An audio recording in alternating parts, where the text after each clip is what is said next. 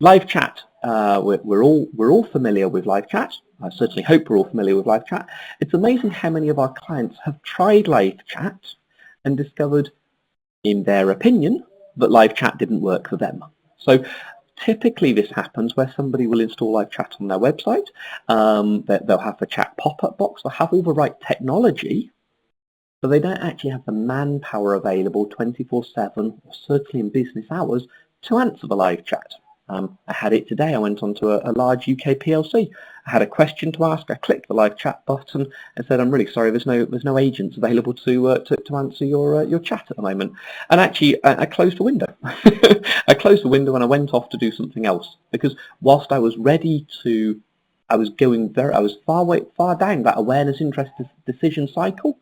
Actually, because they weren't available to listen, they weren't available to help me, I went off and did something else.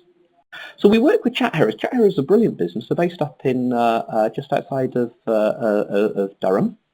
And Chat Heroes effectively provide manned live chat. They take your FAQs and their agents will answer in real time during UK business hours, actually I think slightly outside UK business hours, that they will answer real time the questions that visitors coming to your website have, and they will use that as a mechanism of generating new leads for your business. So you're more than welcome to try it. If you go onto our website, Canddi.com, we run Chat Heroes.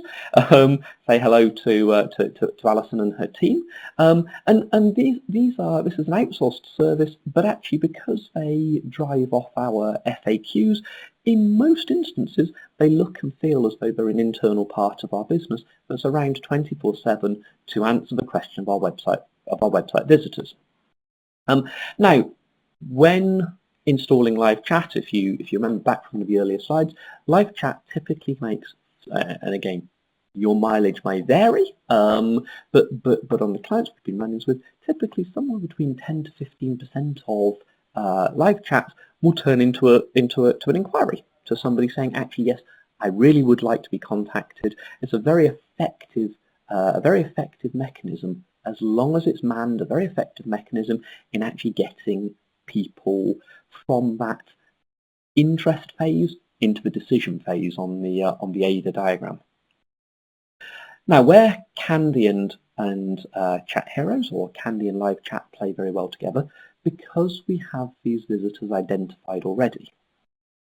We don't necessarily need the chat agent to ask for or to push for the identity of the visitor, because they already have a very good understanding of who this person might be.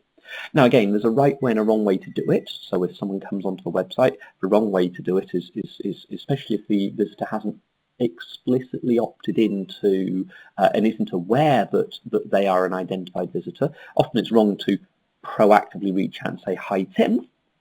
But the fact that the chat agent knows who this person is means actually there's less stress. They can focus more on the questions and more, and in particular, more on the answers than on worrying about actually who is this person, or on getting the identity.